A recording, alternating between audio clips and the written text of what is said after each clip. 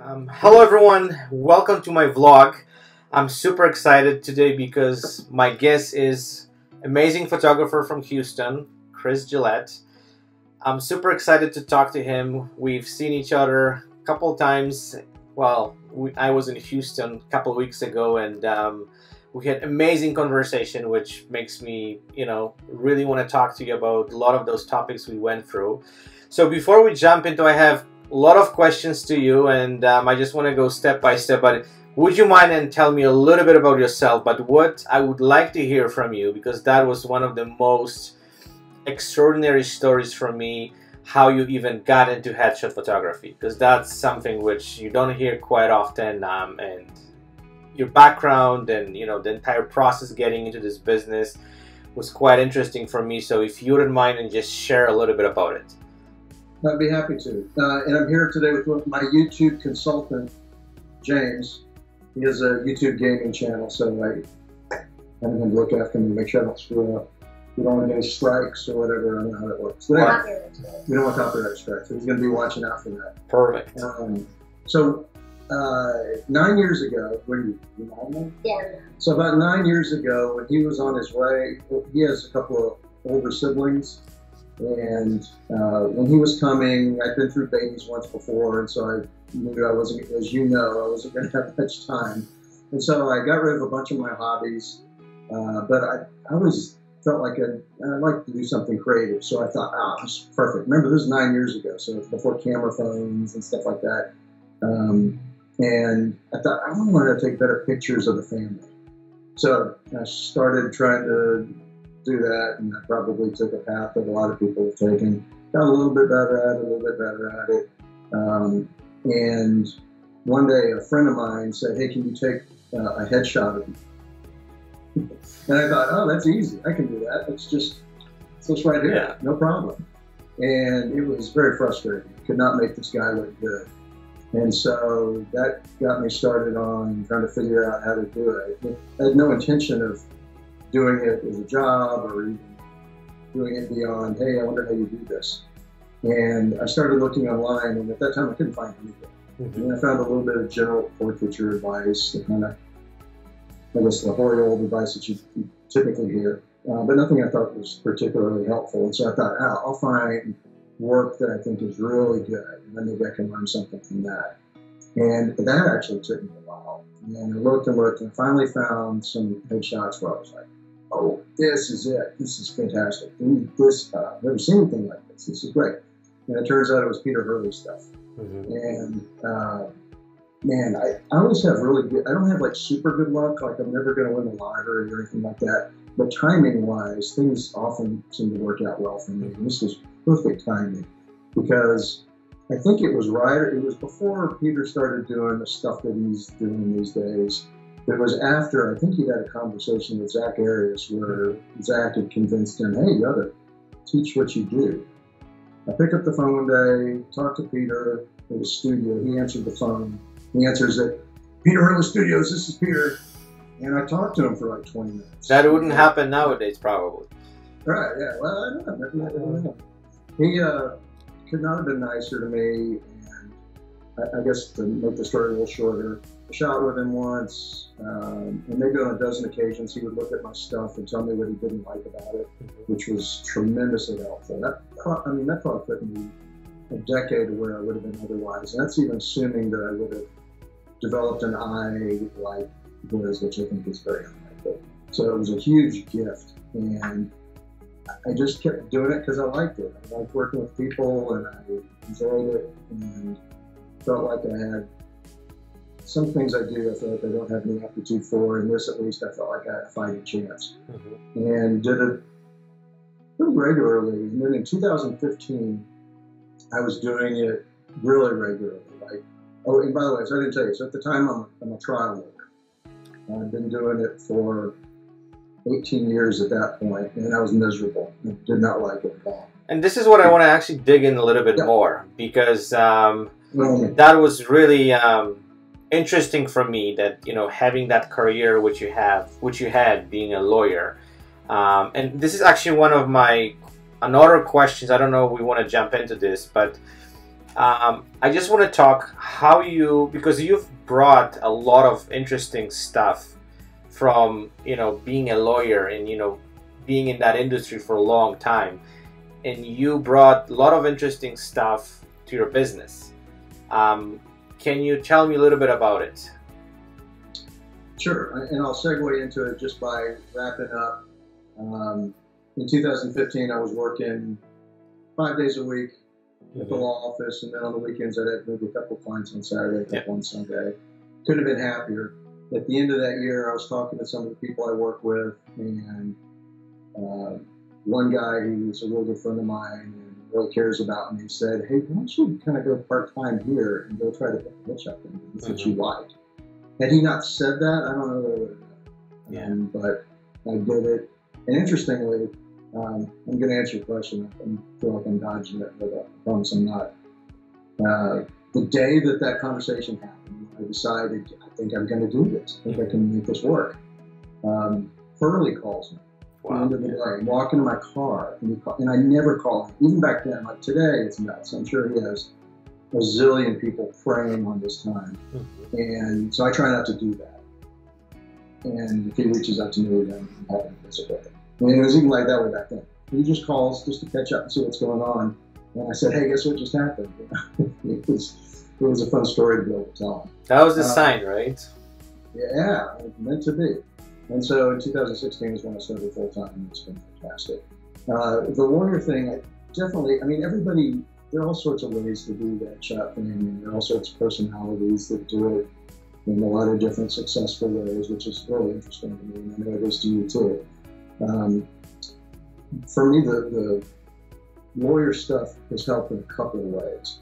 One, lawyers and people like lawyers are a lot of people that I work for today. So it's real easy for me to talk to those folks. And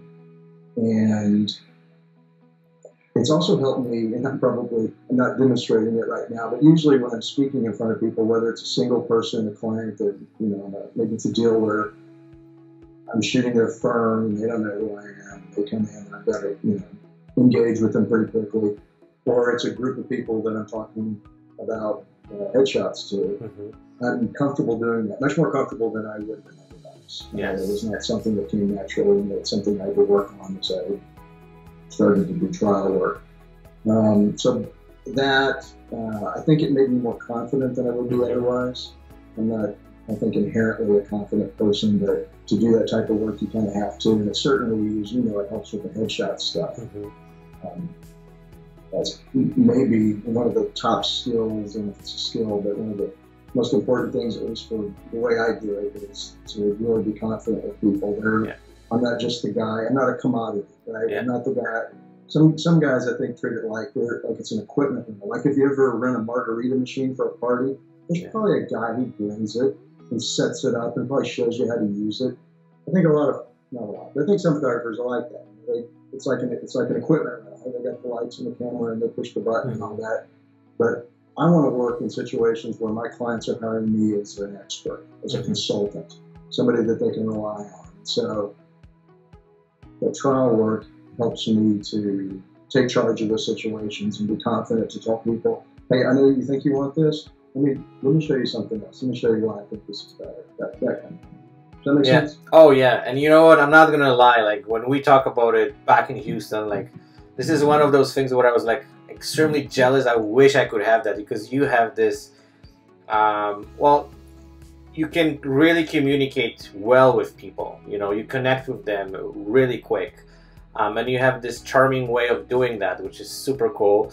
So I was watching you working a little bit, and like even discussing certain things. Like you have this amazing way of just connecting and talking to people, which is extremely, I think, important, especially when it comes to headshots, because it's all about connection, right? And we've been learning this whole thing. We try to improve that all the time, and when we kind of can get into the people and connect with them right on the spot, that's super cool.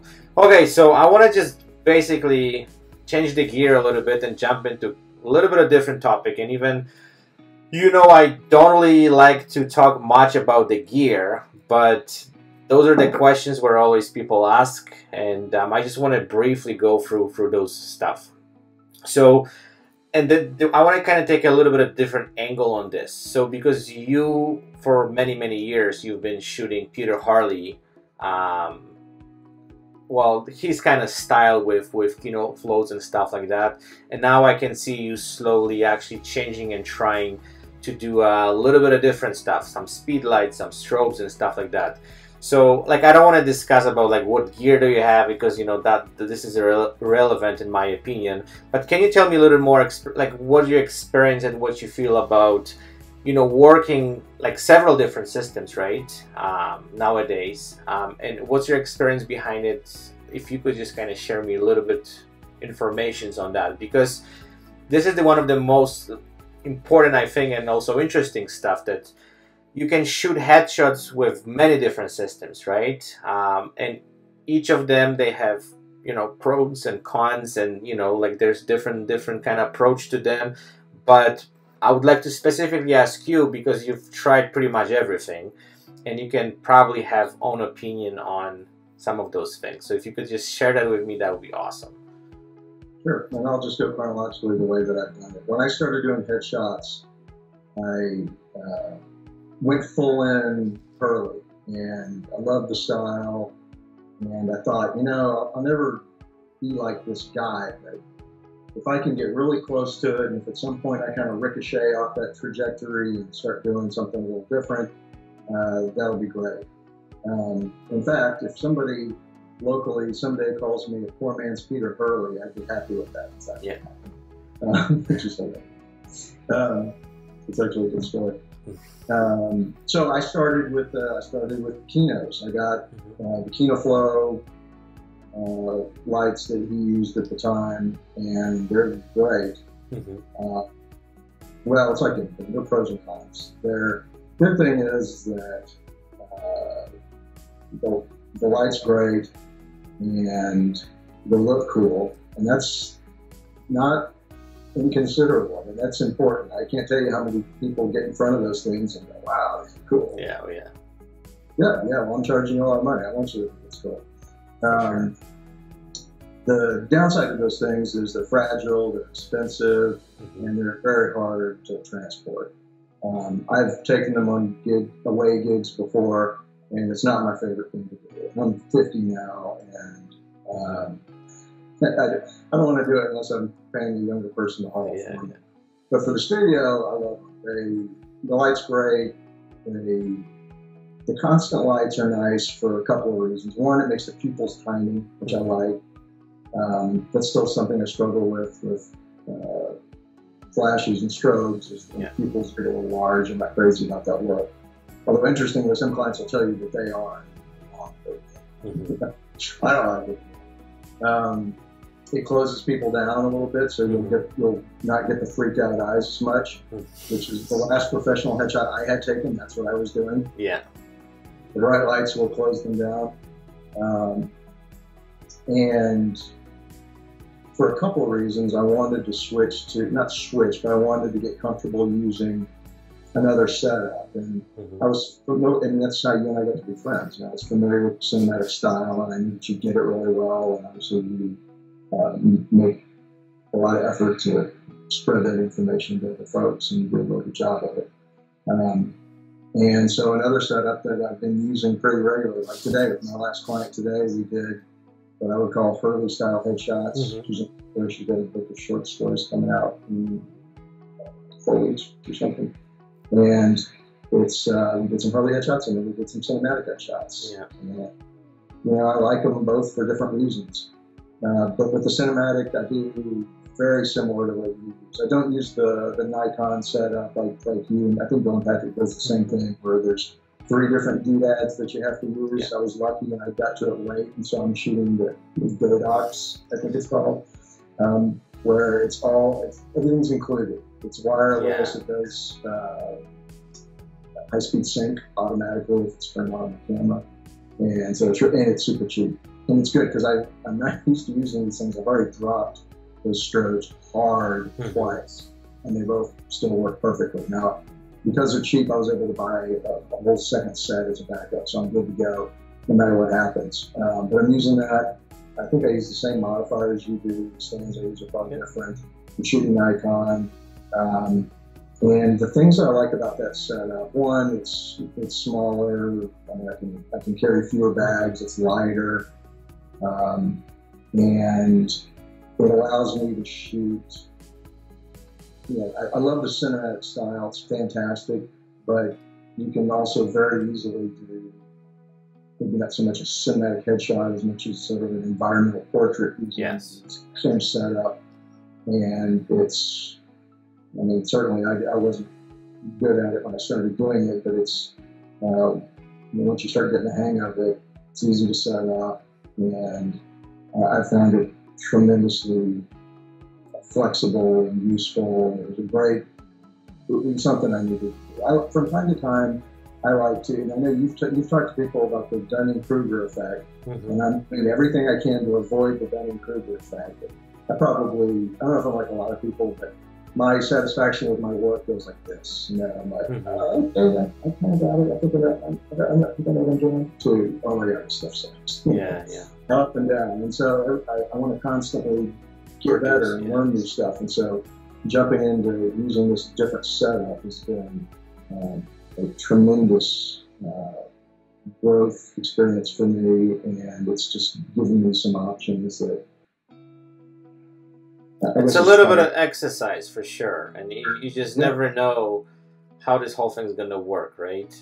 You know, so I like that from one side, but depends on the shoot, right? Because if you have a shoot where people pay a lot of money, and it's extremely important shoot, so you have to nail it. Like, there's no time for, you know, guessing and trying things. Like, you have to figure out something which 100% is going to work, right? And I think with cinematics style, especially when you're starting off, it's a tricky part, right? And sometimes it works, sometimes it doesn't, and you know, like, you don't want to upset any clients. But at the same time, I found, like, you know, it's teaches you a lot, right? So you start seeing things different way.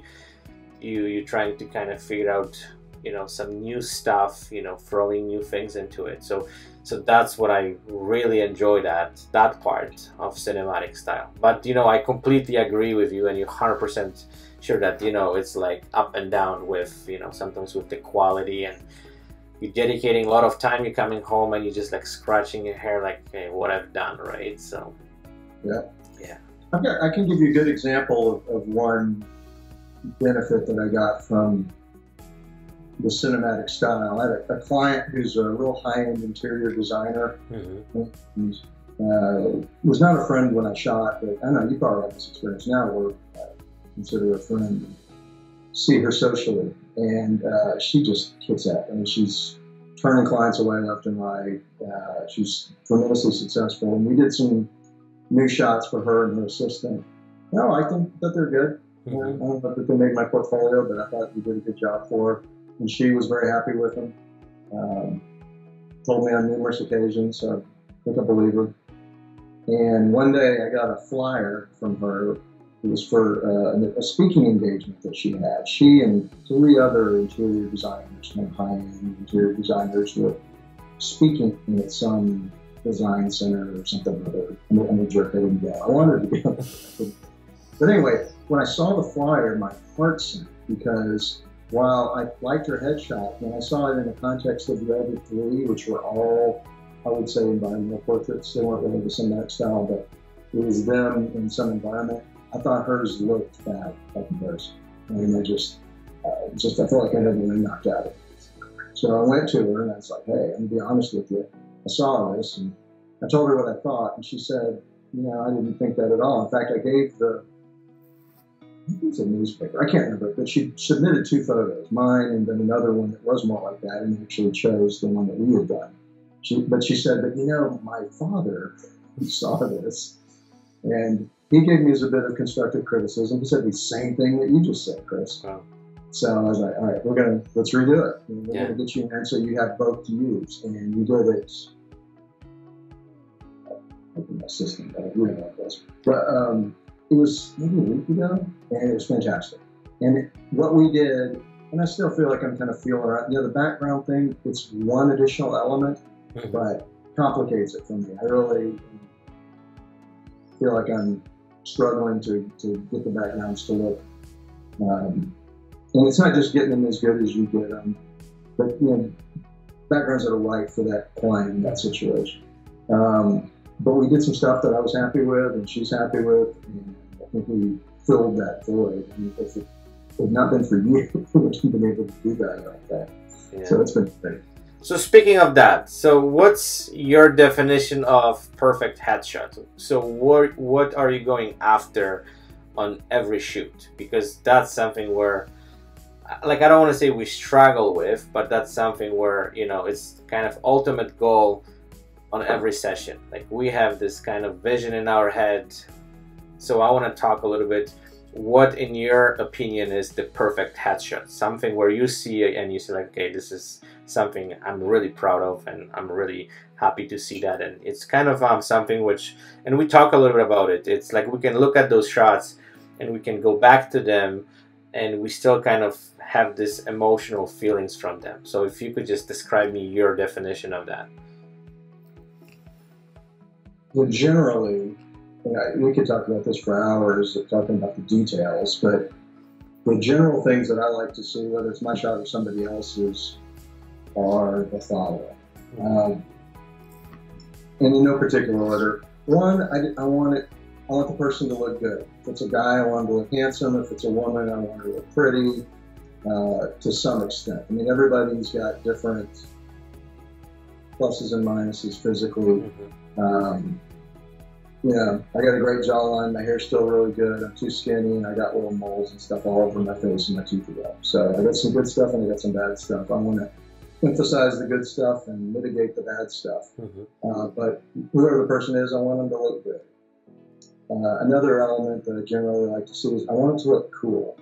And that's very vague. What I mean is, I want it to be interesting or dynamic. I mean, just to give you an example, those positions that you get people in, this is where I'm at. I mean, I can stand like this for a headshot, or push. I can do something a little bit more, whether it's leaning in or whatever it is, where it looks a little more dynamic, a little cooler than just the regular stiff lawyer shot one can see. Yeah. So, good looking, cool looking, and I want the expression to be good. And it's kind of, what I mean by good, it kind of depends on the person. If it's a litigator, I probably want them to look extremely confident, but I also want them to look like a nice person. I don't want them to look like a complete prick. Yeah. So, or maybe it's a pediatric dentist, and I want him to look like, you know, he knows what he's doing, but I also want him to look very friendly. Especially maybe it's a big burly guy, so you got to sweeten him up a little bit. And I want him to look. And, you know, I got that from Peter. I want to look confident. I want to look approachable. The ratio of one to the other, from client to client.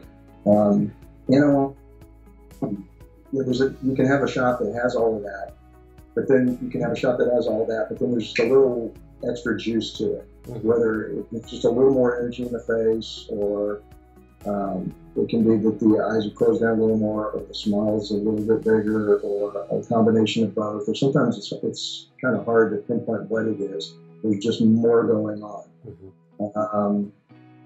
And then I guess the final thing I like to see is it's kind of like a catch-all. Everything else, I want everything else to not be conspicuous. I like it in the clothes and the background, even the cinematic background, and everything else. It's there and it looks aesthetically pleasing, but it is all kind of harmonious, almost like a painter works with a limited color palette.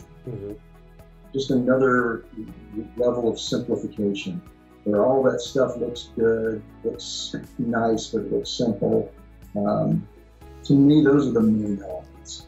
And then sometimes they're just qualities that I can't put my finger on. You know, there can be a shot that has all of that, another shot that has all of that, but I like looking at the second shot better. And it may be, the first shot could be a gorgeous woman, that's a nice headshot. And then here's a guy who's, he's okay looking, but it's just, there's something about it. It's interesting. I guess that's what it is. I like looking at it. Peter calls that lookability, I think. But it's that quality or whatever it is that makes you want to look at it again.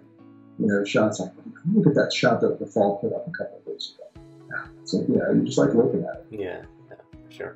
So tell me a little bit, because that kind of lead me to my next question, and tell me a little bit more about your clientele, because you are shooting, you know, people from almost all industries. So who are your favorites? Who, you know, you kind of have a little bit of a reservation to work with?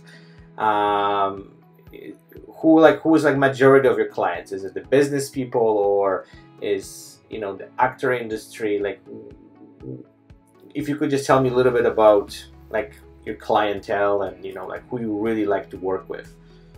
Sure. The majority of my clients are wealthy professional people who either are, you know, the face of their business, the image they project is important, or they just want to get a really good headshot. The majority, excuse me, the tequila kicked in. The majority of those people are lawyers, as you might expect. Yeah. And I feel like the majority of the lawyers are either some kind of litigators, usually like a plaintiff's lawyer, or a lot of divorce lawyers. I think, at least in Harris County where I live, I think that the family law bar is tight, and all those people, I mean, you probably have the same experience. Somebody sees somebody else's shot and then they come to you, but I get a lot of those folks. And I generally market myself towards those types of people. My ideal client likes my work, thinks that I'm the only one for them, and hires me as an expert. They're going to trust what I tell them to do, trust my judgment, and it's like they've hired me as a consultant. I'm just taking pictures of them all do it, but I'm like a consultant for their face. The ones that I enjoy working with the most, I don't know that it's really industry specific. You know, I work with lawyers I like, I work with some lawyers that I didn't particularly like. I mean, I'm lucky, I get really good people. And I usually like people to some extent, if they've gotten in there, because I do leave people out quite a bit too. But my favorite clients are the ones who get what I do. I certainly get clients in here because somebody told them to come. Go get Gillett, go get Gillett. Or their marketing people say, you have to go hire him. But the people who see the work and go, oh, I want him to do that for me. And they come in and they have good personalities too, and we can mix it up. I can tell within the first few minutes of visiting with them that it's okay to cuss in front of them. There's nothing I can't say. That helps. And if I screw up and I'm wrong, which I'll be every now and then, I can tell them that. The EEOC has no jurisdiction over me, so I don't know. And then if they don't smile about that, then I'm in trouble. But yeah, just cool people. Cool people are my favorites to work with. I don't care what industry they're in. I've worked with some cool actors. And I've worked with actors that were really wooden in front of the camera. And it's like, took all I could to light them up, you know? And same thing with lawyers. But generally cool people who, and you know, you can tell instantly, oh, look at that. Yeah, that's his older brother. I think that our friend Norm Gillett, no relation, spelled totally differently. Norm Gillett took that, I think. Oh. That's my 20-year-old shot in the cinematic style. Yeah, his mom just sent that over. Says Happy Father's Day on the back. So nice. Anyway, yeah, cool people. You can tell. I tell people that all the time. They'll come in and say, "Oh, this is gonna be awesome." So it sounds corny, but personality makes a difference in this thing. You know, like, but I have a guy who comes in and used to be a U.S. attorney, and he's a very awesome individual, very admirable, high achiever, very sober, a little harder to engage than the guy who, you know, is cussing at me before I'm cussing at him. Gives me the finger at some point. Yeah. Those are the people I like working with. Cool. So speaking of that, because we work with a lot of people, right? And we bump into people we've never seen before. We work with, you know, completely strange individuals. And we all have those crazy stories, you know, once in a while, which just kind of pop into our life. And I know, like, you're an amazing storyteller, and you told me a bunch of really interesting ones. So can you tell me, you can pick whatever, can be funny, can be interesting, can be sad, whatever. Like, I know you've run into a lot of interesting things in your life. So if you could just share maybe one of those stories which really kind of stands out, you know, in your last few years you've been doing headshots. Yeah, you're right. I don't remember which ones that I told you specifically, so I hope I'm not repeating one. But one of my favorites is I was photographing a law firm one time. It was one of those deals where I went to them. And for mid-size and lower firms, I try to get them to come to the studio. It's going to be a better experience for them. It makes the scheduling for their office manager, whoever's going to do it, go easier. A lot of people just do it. But this was an away game. So I go and I set up, and I'm, you know, in a law firm, the bigger it is, the more likely it is that maybe I know one of the people there. If I got the gig, maybe it's because I knew somebody there, but most of the people I'm not going to know. I'm just like the guy who took my crappy last headshot when I looked insane. I'm some bozo set up in a conference room. I mean, I don't have a little umbrella and that kind of stuff, so hopefully I look really cool. I'm not wearing cargo shorts, no offense, I know you don't have those, but you know, I don't have a mesh tank top on. You know, I'm dressed okay. And so the lawyers start coming in, and it's going fine. And then all of a sudden, the office asshole came in. And they're a litigator, so you're gonna. I know. I'm not. This is not insulting. I know from based on my personal empiricism that a certain percentage of them are going to be kind of jerky. And they're a number one jerk came in. And I kind of do it. I'm not. You and I talked about it, but I do it kind of like Peter does. I'll shoot a little bit with the person, and I'll coach them and direct them the whole time. And at some point, we'll take a break, and I'll look at the shots with them and just point some stuff out. I tell them, this is another opportunity for me to coach you. And we can see what's going on. Let's talk about it. And then I can kind of figure out, you know, a woman may hate her hair in every shot. It's good to know. Right? I was talking to a makeup artist today, and she was saying, yeah, I don't know people who just give them the pictures later. I'm scared to do that. You know, I mean, it can be one little thing that is easily fixable, and the person hates it. Anyway, we're talking and looking at the shots, and everything's going great. So the jerk comes in, shoot a few shots of him, and pull him in front of the computer to look at him. And of course, he looks at the very first shot, which was a terrible shot. And I typically try not to shoot bad shots at people. I fail every day. I always shoot bad shots at people, but I like to shoot the first one really bad so they can see how bad it can be, just by comparison. And he looks at the first one, and I feel like I just lost him immediately. He's like, well, that looks terrible. I like the other ones better. So what other shots? You mean the ones that are on your website right now? Yeah, I like those better.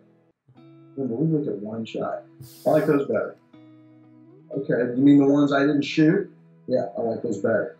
Okay, so, time out.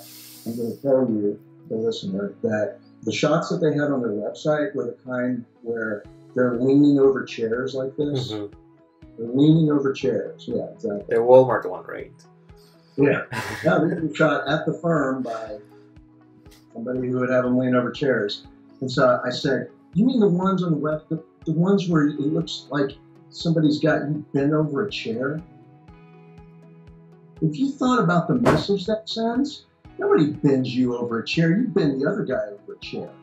Which, now look, this is a gambit, no doubt. And when I said it to him, I even said it a little cruder than that. But basically, you get the mental picture on and it's not wrong. I mean, that's kind of a, I don't know, I don't like the visual there. It's not a strong position. And besides just being kind of cheesy. And so it's a gambit, right? He may storm out of the room, and then a couple of minutes later, the office manager comes in and says, you got to pack up and get out of here. A lot of the time I'm thinking, what's the worst thing that can happen? And I thought that was the worst thing that could happen. And while, you know, I didn't want to get stiffed out of a job, I'd still have an awesome story if that happened. Well, it didn't happen. We kind of, all right. It was just the right thing to say to a guy like that. Well, somebody might disagree, but it worked. You know, it let him know, look, I'm not going to put up with bullshit, and I'm not some scrub in here with a little umbrella or whatever. And I don't give a shit what you think. I'm going to show you how we're going to do it. I'm cussing in front of the audience. Who knows it? And it was great. Interestingly, that same firm, before I went to shoot them, you can imagine how it is. You know, whoever's in charge of this project wants to get it off his desk, wants to be done with it. So once I got hired, the lawyer that I was talking to said, go talk to our web designer so the web designer gets what the web designer gets. Talk to the web guy. All right, I'll talk to the web guy. So I call the web guy. The web guy says, good, I want you to shoot them. I need full heads, full shoulders, shoot them down to their waist. So why do I shoot them down to their waist? And he said, so we have cropping options. Okay, that wasn't really my question. Let me ask it again. Why would you show any of these guys down to their waists? I mean, I'm too skinny and my torso doesn't do me any good in a headshot. Why would you do it? I'll tell you what, the burden of proof isn't on me, it's on you, but I'll give you one reason why you shouldn't. Some of these guys look like heart attack candidates. Why would I set foot on a 3-year litigation path with somebody who looks like he could fart out in 9 months?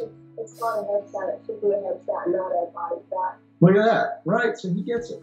Anyway, so I was like, yeah, burden of proof's on you though. Give me one reason why you'd show these guys all the way down to their waists. The answer? Okay, give me half torso. It's like totally nothing. And I tell clients this all the time. The people who are making you get headshots often have no idea why they're asking for what they're asking. Or if they think they know why they're asking, it's not a good reason. Like I asked a woman one time. That's me. Rack up on Zero Power. Who worked for a big international law firm. She was an in-house marketing person. Real sharp. I liked it a lot. And it was like a deposition. I said to her, why do you put pictures of the lawyers on your website?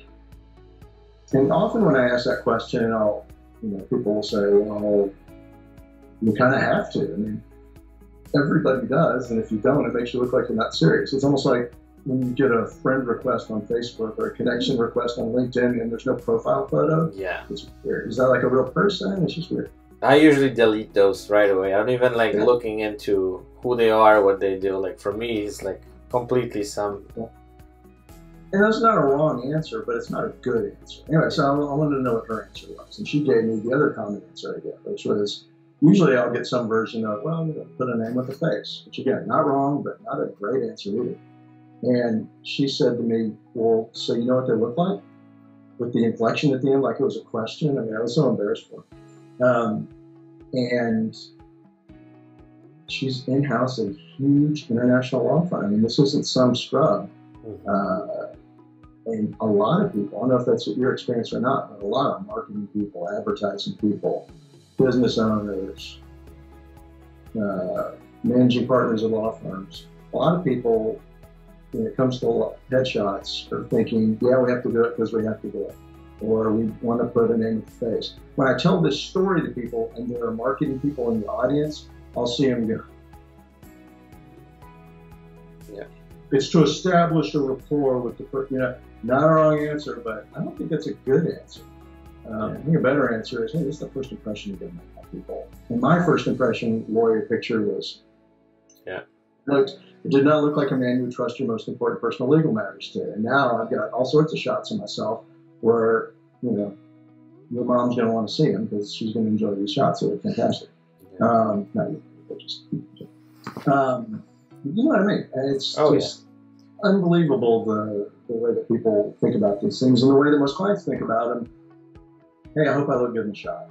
It's kind of like the thing that they hope that they get out of it. Anyway, so I kind of overshot that question by a little bit, but those are a couple of I hope, mildly humorous stories and some thoughts about it. Yeah, those are interesting, like, facts, and like we talk about it a lot about how important the headshots are, especially nowadays. With this all online business and whatever you do, you have to have a headshot, right? And especially for those folks who work for huge firms and huge corporations or huge businesses. And you have like crappy headshot, like how you can even Yeah, well, we could talk about it for days, I guess, right? This is also our business, so we also kind of look at this whole thing from completely different perspective. A lot of people don't realize how important that is, but well, it is what it is, right? Okay, so I have one more thing, and this is one of those things which I really like to do on those interviews. So I pick 6 images from your website. Oh crap! I didn't know we were gonna do this. Yes, we're gonna do that. That's all old work. And basically, what I'm gonna ask you to do, if you could just tell me a little bit of story with those images. And those are like really, in my opinion, like amazing shots. I like the face expressions, I like the people. So I'm gonna show them to you one by one, and if you could just give me a little bit of story of the session, of the person, you know. Okay, so this is where the people are going to go, I thought Christian Webb was going to be in this. He's more interesting. Well, your shots are amazing. Yeah, but he's very stories. Okay, so let's go. We're going to go a girl and the boy, okay? Okay. So this is the first shot. Okay. So there are a couple of things I like about that. I really like photographing women in ponytails. Like my favorite way to photograph women, if I can get away with it, is a ponytail and a tank top. Okay. Just because it's so minimal. I mean, at that point, it's all expression. Ponytails are interesting. You know, sometimes I'll have an attractive woman and I think, let's try a ponytail. And not everybody can use that kind of shot, so I don't get to all that often. But sometimes the attractive woman pulls her hair back and I'll think, yeah, I like her better with the hair down. I don't like it as much. And then sometimes it'll be a woman where I think, is it going to look good with the hair back? And she'll pull it back and it looks really amazing. There was a judge I shot like that where I wasn't sure, and the ponytail was like my favorite shot of her. She just looks regal like that. That woman, I was pretty sure she was going to look good with the ponytail. And she was one of those people who the subtler expressions were a little bit better on. Her eyes were real expressive. Her mouth was good. She could do the tiny smile. I mean, some people just can't do the tiny smile. Well, it looks awkward or forced or just a little tense. And she was good to work with. And she had really pretty eyes. And so I knew just getting the hair back would be fantastic. Interestingly, that reminds me, I want to mention a guy. There's a guy north of Houston in the Woodlands, I think. His name's Peyton Ruddick. And some people listening to this might have heard of Peyton. He's a great shooter. Does primarily outdoor, sporty kind of stuff, but he's also a really good portrait photographer. And I've actually had him shoot me before. And when we were working together, he said to me, he said, wow, your eyes are so expressive. And I was like, what do you think I do? Yeah. That's my life. Yeah, that's what I do. Okay, so... Yeah, she's great. Go ahead. So let's jump to the next one. Oh, I remember that man, Mr. Ogletree. His name's Jordan. That is actually an actor.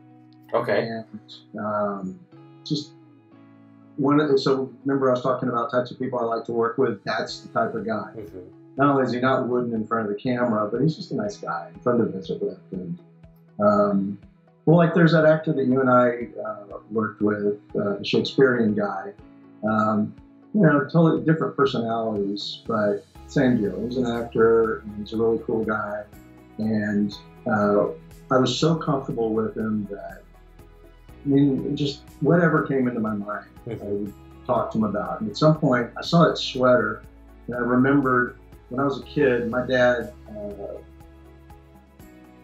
I remember all the albums that my dad had. And one of them was this album by a saxophone player called Grover Washington Jr., and he has an album called Limelight.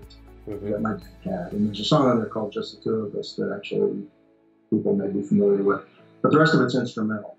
And as Jordan and I were working, I was kind of hearing this, all the instrumentals in my head. So, hold on a second. So I get on the computer, pull up Limelight, and said, this isn't Limelight. And he knew it. And he was like, oh. So we were listening to that while we were shooting that. I knew he looked fantastic in the sweater. And he, like the previous woman, I mean, he was a soft target. That was not hard to do. It was pretty easy to shoot. Awesome. Okay, so let's jump to next one. Your favorite, probably, ponytails. Oh, I love her. Yeah, it's kind of blown out on the screen, but Yeah. yeah, again, hair back, and she was very good with the subtle expressions. And a person that I remember liking quite a bit, liking her, but she was interesting. When I first saw her, and you probably do the same thing. You kind of size people up, and you think, all right, what are going to be the good things? What are going to be the things, that problems that we're going to have to solve? And I have this experience all the time. You probably have it too. You get a person that comes in, and you think, oh my God, this guy's going to be awesome. Look at this guy's so good looking, and the guy will be a mess. You know, like it's all problem solving. And then maybe a woman comes in, not this woman, but just a woman comes in and you think, oh, she's nice, but nature hasn't really done her a lot of favors, let's see, and then she'll just kill it. You know, she'll be so awesome. You're probably the same way. You know, I don't care what it is, I'll find something about people that I like, and I really don't have to try. Yeah. But it's a process, right? I found that, you know, the entire session is just like trying different things in different angles, and, you know, doing different things with the person till you get to something which you like catch your eye and like, okay, I got this, right? Yeah, it's pretty cool. And not that she was hideous, she's a beautiful young woman, but in person I was like, what are we gonna do? What are we gonna do? And she's one of those people that she's one of those people that, see if I can get that. You know, kind of, she gets in front of the camera, instead of getting freaked out like people do, she gets in front of the camera. Yeah. No, I was like, oh, this okay, we're done. Yeah, I know. She's just saying me. But yeah, I remember liking her a lot. Perfect. Okay, so I really like this character guy. Like, it seemed like a really cool shot. So that guy's actually a really good friend of mine. He was a friend of mine from college. When we get off, I'll text you a picture. He was actually in town for this annual oil and gas conference. It's a huge conference in Houston every year. And he has a business that he does medical care for when companies send workers over to Azerbaijan or something like that. His company provides medical care for them. And he was in town, and Monica and I he sponsored some party at a country western bar. It was him and one other company, I can't recall, and Delta Airlines. And Delta Airlines invited all of their, it's all of it, but the group they invited was their African customers. So it was all these Africans experiencing country western music and line dancing, and they were fantastic at it, and they loved it. For the first time. There was some of them, I'm sure. I know a couple of them I talked to was the first time. And then me and that guy and Monica. And anyway, his name's Mark, and he's a great guy. And he is kind of a smart ass. And I wanted to get a picture of him where he looked like a smart ass. He's a really good friend. When I met him in college, and his senior year, he was student body president. And this was a long time ago. And the way they would get notices out to the students was that you basically get a voicemail message on your phone. You pick up your phone, you get 40 messages, and one of them might be from the school. And he would do these sometimes. And so he would memorize. He would go to the administration building, and some person would plug it in, and he memorized the keystrokes. And one day he said, "You want to send the whole school a voicemail message?" He said, yeah. What? The whole school. He didn't know the story. And so basically, it was right before President's Day, which I think was in February. So we sent out a message that said, attention all students, in observance of President's Day, this Monday, February, whatever, all classes are canceled. Classes will resume their regular schedule the following day. Thank you. Something like that. Sends it, changes the password to the system, and then we go and go do something.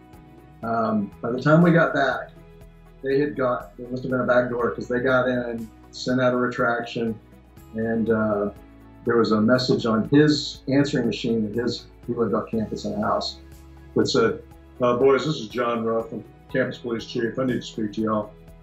And it turns out that it was my roommate, his name McCoy, who recognized my voice somehow, even though we changed it, we made it deeper. He recognized my voice, and he was cranking us back. More than you wanted to know about that picture, but that was the first thing I thought of. great guy. He's a generally good-looking guy and pretty easy too. Not as easy as the previous three, but I'm glad we got kind of a smart one. We both got him. Awesome. Okay, so before I'll show you the next shot. We have no more time since that last story, I'm sure. No. We still have a lot of time. There's no time limit actually on this. So, so the next shot I want to show you, and this is something what I think was so important in headshots to make person look very likable, or make them look that you really want to know this person more and you would hang out with this person. And this is one of those shots, and I want to kind of show you this, and then you will tell me a little bit more details on that. Oh yeah, man. So these are all soft targets. Yeah, I'm blanking on her name. Real sweet, real pretty. Oh, and this reminds me of something. I don't know if this is your experience or not, but I tend to find that with most people, not always, but most people, they're either they're better at the teeth smile or they're better at the lips together smile. Mm-hmm. Sometimes they're pretty good at both, but they're still usually better at one. And I used to fight it. Yeah. Every now and then I still will. Like if I think they really need it, like if they're bad at the lips together smile and they need a more serious shot, then I'll work it with them. But I guess it's kind of like headshot aikido. I think that whatever they're better at is good for what their purpose for the shot is, then I'll just go with it. And just go with the flow. Yeah, don't fight the feeling. Yes. Don't fight the feeling. What are you fighting for? Yeah. And her, she was one of those people that that was a long time ago. So I don't remember getting a shot, but my feeling is that I probably wasn't doing much there to prompt her to go big like that. I think that in fact, it happened today. The client that I was telling you about, my last one today, she's just one of those people that smiles naturally in front of the camera. I don't have to tell her what to do. She doesn't do that. She does this. Yeah. And I think that girl was like that. But that was one of those ones that's so, I'm going to like most configurations of her. Just like I'll like most configurations of Jordan in the sweater. They're good-looking enough people that no matter what we do, I'm going to like it. Although I do remember with her, I think she was one of the ones where we pulled the hair back, and it wasn't a disaster. She looked nice, but I liked it better with the hair down. Yeah. And so I think my favorite shots are her with the hair down. Perfect. Okay, so the last shot I picked is the shot which has a lot of character. And this is I really like that image because just showing personality, and it's super cool in my opinion. So tell me a little bit more about this one.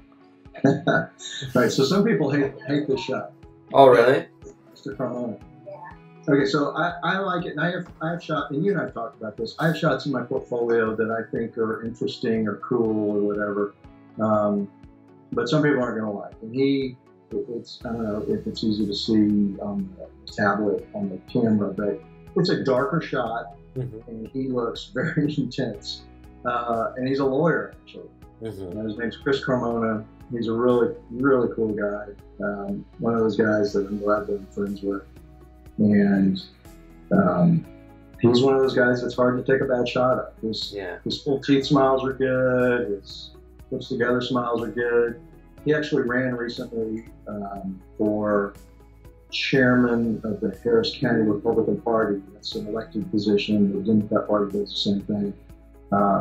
This year, he did not win. Another client of mine won, but they're both great guys. But anyway, we shot him without the beard for that recent election. But everything that I did before was with the beard, and he was one of those people that was just so good, and we'd gotten enough good stuff that we just played a little bit. And that was one where we played. I can't remember. Does he have on like a red jacket? Yes. Yeah, I'll show those images on the big screen so people are gonna see them like in the good quality. Yeah. So that was definitely more for fun. And I joked with him. I wish I had the money to do it now. I would do it. But I joked with him. We need to start a tequila company. or something. It could be Carmelina tequila. It could be because that guy told you to buy it or something like that. But it looks like, I think that on my phone I took that shot and made up different logos for a tequila company. Oh wow! Send them to him. Sell it like no tomorrow for sure. I like doing that. And that's another thing I like about the cinematic shots is, I not always, but I will shoot those a little more wider from time to time than I do the other stuff. And there's just a little more room for copy on the side. And I like adding stuff in there sometimes.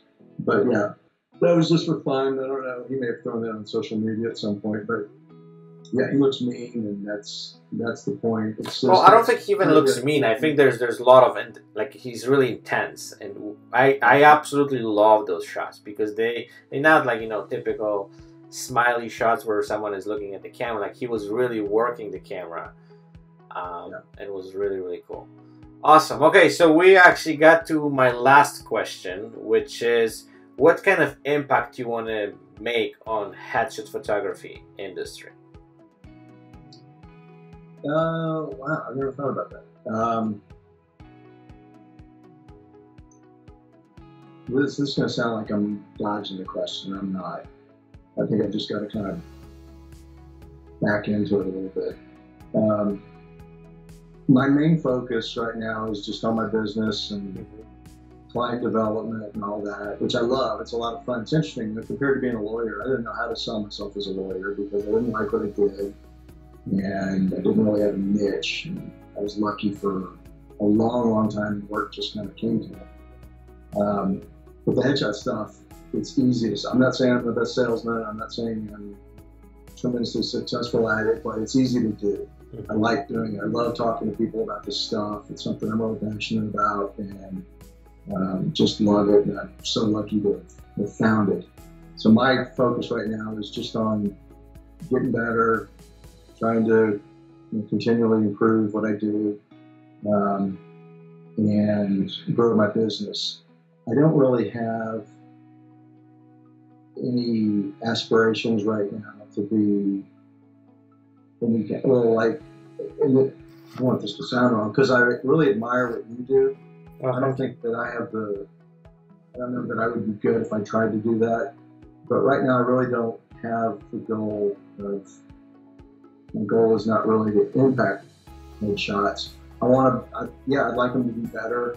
I think it would be easier to get work if the public understood that the best they can hope for in a shot is that is not just that they look okay, but that they look great and they look super confident, like they're successful at what they do, they're experts at it, but they're also nice, trustworthy people. And most people just don't get that. And if the quality of work overall rose, I think that it would be more common knowledge with potential clients, and it would just make it easier for you and I to get those people in the door, because we'd say, of course, yeah, we need what you do. I'm kind of surprised that this far, because when I first started looking into this stuff, I couldn't find anything. Yeah. And now there's all sorts of information. There's you, there's Dylan, there's Hurley. There's all sorts of information out there. I mean, Peter's book, fantastic. It's an unbelievable compilation of headshot knowledge, and I am shocked at how little it seems to have spread through the headshot community. I was talking to a guy one time in a closed Facebook group. The question was, and he didn't ask it, but there was a question about, hey, what's the best creative live course on headshots? And I came in and said something like, because the guy who runs the group tagged me, wanted me to answer it, and I was like, I don't really know, but I think the best value is Peter's book, because I don't know what it costs. Was it $20-30 or something? And it was just full of stuff. And some guy was like, well, that's only if you shoot actors. No. Kidding? Idiot. But I mean, there's that attitude. I look through people's work from time to time just to see where I sit. Is my work holding up? Because I want to stay as high in the game as I can. And I continually have this experience. I'd be interested if it's at all familiar to you. I'll look at somebody's portfolio and I'll go, ooh, like the shot. I look at the next one up. I wish I took this one. This one is so good. I'm jealous. And then I'll look at the next one and I'll think, God, that guy looks miserable. What's that doing in the portfolio? Yeah. And I think the most likely explanation is that they don't see it. Yeah. I mean, I guess it could be there by mistake. I guess that they may say, well, that's just how I do it. I like that. Kind of like me with I like a bit of intense kind of thing. But I think a lot of times the answer is just that they don't see it. So guys like you and Peter and Dylan are going to be way better than I will at educating folks. But I think the better people get, the higher the bar is raised, and what an industry that I think the bar is still pretty low in. I mean, that's one of the things that makes it easy for me to get work. I mean, I just see such crappy headshots all the time. Believe me, will be better than that. Yeah, but let's be honest. I think, and this is going like a huge kudos to Peter Harley, because he kind of pushed this industry to another level and gave us a platform to kind of take this to completely another level. And also I think that I had that conversation with someone a few days ago when they were saying like, well, first of all, I have to say that there's huge myth that people think like, oh, taking headshots is not a big of a deal and everyone can do it and it is really easy breezy to take a headshot. But we know how much work goes into it, and how much things have to kind of work together in order to create a good headshot, and a lot of people don't understand that. But I also think that this entire industry is fairly new, like people have been shooting portrait and stuff like that, but specifically headshots, I think this is just kind of started going off, in my opinion. And we have this Peter style and we have this cinematic, but everything comes down again to the face expression. And I think a lot of people thinking that, oh, you have a good lighting, good camera, and then you're good to go. But we know that this is just the beginning of the story, right? Getting person, as you said, look confident, looking positive, looking striking, and then having, that's way more which goes into it, right? So, yeah, I think you're right. I've learned so much from you, and I'm so thankful for our friendship. It's been just a tremendous boon for me. I'm very thankful. But I would not be doing what I do right now if it weren't for Peter. And I probably wouldn't be doing it if Zach hadn't had the conversation they had. So I owe Zach a lot. Thank you, Zach Harris. But Peter sharing everything that he does. And I think it's unfortunate because I think because of the kind of the online personality, it's hey everybody, that kind of thing. I think that's going to turn some people off. And maybe like the guy who's like, Peter's book is practice, maybe he got turned off by me. I think he did. Can't remember it very well. But Peter's a sweet guy. He's an amazing guy. He's a very high-achieving, smart, hard-working guy. But he's like, and his personality is totally different from me, but like he's a very sweet, generous guy. He's been a tremendous friend to me, and I would not be as happy as I am now if not for him. And now, full disclosure, I'm involved in his ecosphere. I'm a mentor on his website and all that stuff. But he's a great guy, and it's one of the things I love about headshots. The community, I think, is pretty good. And my friendship with you is just another example of that. I'm so grateful that I know you. Headshots. Well, and I completely agree with you. And this is something which I never experienced before. And then, we talked a little bit about it the last time when we have that conversation, that I'm coming from the wedding industry and it was really tight, was really, head to head, and, people like literally like they were hating each other. And I found headshot, industry and headshot photographers, they work on completely, I would say, different level. We communicate, we help each other, we support each other, we share the knowledge, we do everything what we can to elevate everybody to the next level, right? Which is, I think that's the way it should be, in my opinion.